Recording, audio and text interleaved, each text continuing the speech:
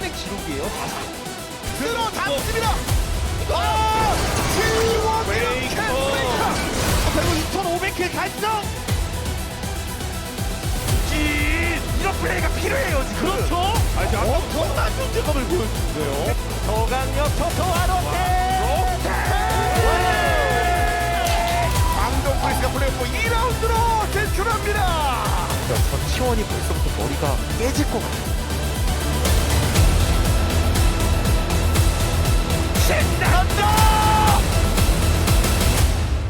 Video of T1 versus Kwandong Freaks. This is, yeah, we say David versus Goliath a lot. It's become a little bit of a trope, but that is absolutely it. As LCK's first perfect regular split was achieved by T1 this season with the 18-0. There is, yeah, there's no L's. There's just no L's in those categories. It was just unprecedented here for T1. On the other side of the rift, though, Kwandong Freaks. A little bit of a different story. Went 5 games in their first playoff match, and yeah, the regular season was messy. Were not even locked in until the final day when it came to their playoffs chances. And as I mentioned previously, Zeus to me has been one of the revelations of this split. I've been a Zeus fan. I bring this up often for a long time. Called for him yesterday or previous year as well. Yes. And he has really lived up to the promise. Whereas other promising players like Brutal, for example, haven't really been up to the task. Zeus has been a top laner you can invest in and he gets it done. You can put him weak side, he gets it done. You can put him on whatever champion you would like and he'll probably do fairly well. You put him on Jace and he solo carries games. You put him on Cannon and sometimes he does as well. It's hard to match. Yep, he's absolutely amazing. However, Keen, been playing a very different style, especially in our playoff matches. Gragas, absolutely amazing. That was a bit of a party cast. Actually, no, it wasn't. It actually managed to land on the Zek. It looked a little bit weird there when I watched it the first time. But setting up all of these plays, and he wasn't the hard carry, but this guy was. Yeah, and I honestly think that when it comes to Fate Split, it's been incredible. He's had a really good second half. First half was a little bit lackluster. And going up to many other players, I think you'd be feeling good. But he's up against Faker. Yeah. I'm really happy we got this, like all the extra champions. Hoping we get to see some new ones. Originator. There aren't many left. Well, that's true. Well, I mean, there's actually, yeah, there's more. kind of Well, we can find a way, Atlas, I'm sure. Yeah. Originator, after aiming, annoyed him, in his own words, with the AP kites. To bring it out in mid, to the dismay of many solo queue players now playing with AP Kaisers in solo queue, but he's had a truly monstrous split. No, he's been absolutely amazing. Also made it to 2,500 kills here in the LCK as well. Has been a heck of a lot of milestones here for Faker. But Fate here, as you can see on his namesake champion, he was pivotal in their playoffs match, and he was a player that we were really looking to for answers in the first round robin of the regular season. We didn't really get them until the second round robin, where Fate really started to show that he is still that great player we knew him as. And you could see it the other way around as well. The one couple of games in the series against DRX where Fate wasn't looking hot, that's where they struggled. That's absolutely right, but let's get towards the bottom side of the map. Of course, former teammates clash here as Gumayusi and Carrier take on Hoyt and Teddy. And I don't think we should beat around the bush. I think Gumayusi and Carrier are the best bottom lane in the world right now. I think Carrier might even be the best player in the world right now. This is such an uphill battle for Kwandong Freaks. And this is, for Kwandong, a problem because Teddy's consistency has actually been one of the main reasons, I think, why this team made playoffs, why they've been able to clinch out that win. He got the steal, right? And you're playing up against, as you're pointing out, not just the best bot lane in the LCK, but arguably in the world. Carry out first time that we have an LCK support for MVP. Like that says it all, really. It's insane. And think back to the supports we've had we've had some pretty good ones. Yeah, I'm just remembering there was a certain, I believe, World's MVP that didn't manage to get LCK MVP. He went by Mata and he was pretty good at the video game. Yeah. If you guys remember, Beryl had some good times in his day as well, but Carrier has been definitely a different beast. Hoyt, though, when he gets his Nautilus, has looked pretty good and, you know, does have his Rakan to lean back on and has been another one of these improvement points for Kwandong Freaks. And what you say there is actually a key point to me. I think Teddy has been great the entire split. Hoyt went from being, I think, one of the worst looking supports in his role to being a very dependable support. But dependable ain't cutting it when you're playing against Gumayushi and Carrier, and that really is the problem. We saw that against Deft and Barrel was enough. It's not the same here. It certainly isn't, and there are so many.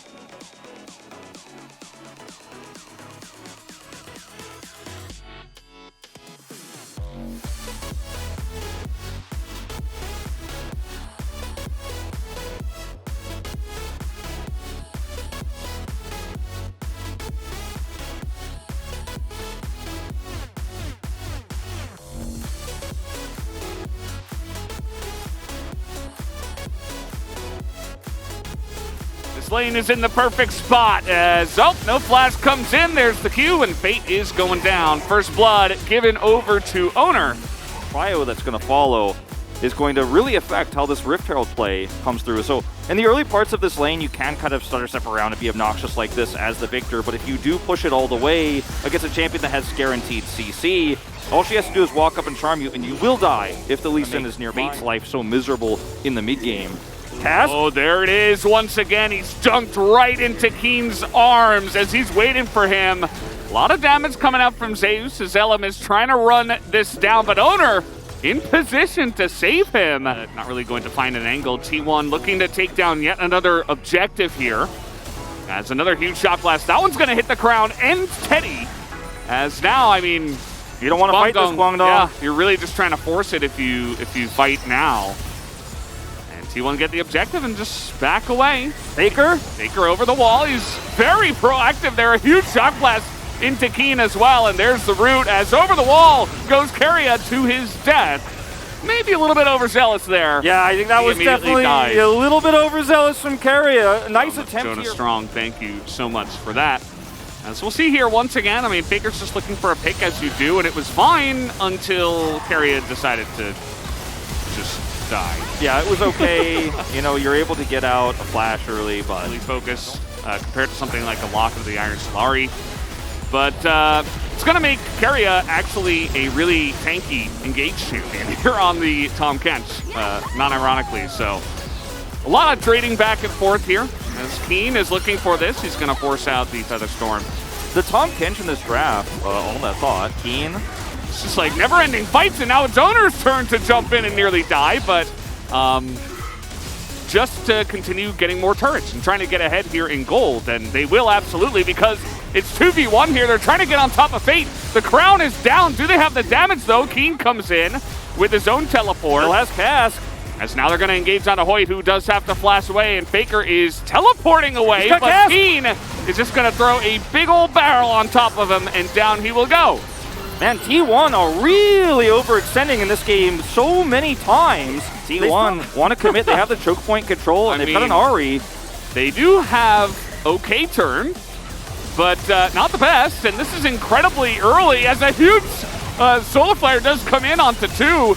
Keen is going to be kited back. In goes Faker, and he takes him out and gets out again. As the pick onto Keen will be nice. And now it's 5v4. Faker has one more charge. He's looking for another charm. This time will not land. Keen being down here is pretty massive because it means that Guangdong Freaks just will not be able to turn without him. Their composition is not powerful enough just yet to win a scrappy fight like this. Fate. He's playing with fire here as the engage comes in. In goes Carrier, and down will go Fate. As now the rest of Kwangdong gets baited into the fight here. Huge Feather Storm. Fantastic, but also part of this is on Fate because he stays way too long. So this is a bit of a disconnect actually between the Solar Flare and Keen because the Cask is designed to actually push everyone back towards Kwangdong Freaks while also splitting them in the choke, but actually is kind of an awkward, disjointed engage there with the Solar Flare. Fate dodges the charm, but his positioning here is so greedy after they've warded T1 off that with Faker's additional charge, he comes in, they try to grab a charm, still pick him off there with a follow-up from Keria, and there's just so much pick potential on T1's Once again being set up here by T1. The damage is going in. There's the rocket onto Owner. This is going to be close, but Elam's not able to get in. He gets charmed as the engage goes down, but the Devour is there once again to save Faker, and this is going to be a massacre. Faker able to take down Keen. Teddy is getting a bit excited, but over the wall comes Faker again, and he is going to get that charm out to Teddy. This will be a clean ace.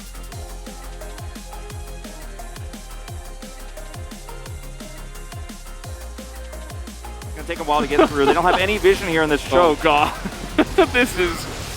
This is like a horror movie as the kick comes in and Owner even gets it.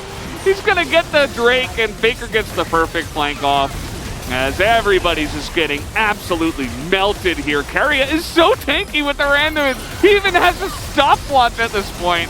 Teddy can do 0 against the Tomcats, and that is going to be yet another ace it looks like here.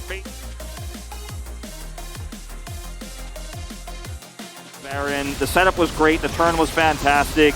Faker hitting so many critical charms, and that's game number 1 in very clean fashion, going over to the side of T1.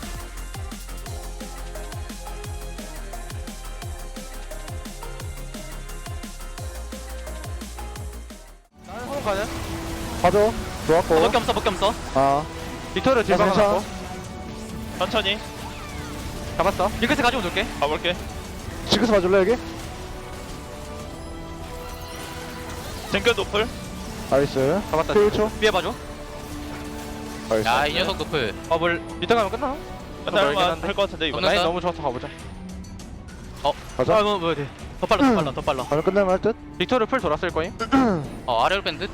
싸우 10초긴 하다. 빅토르 노플이야. 나오면 그냥 죽여. 빅토르 노플. 킬 따버려.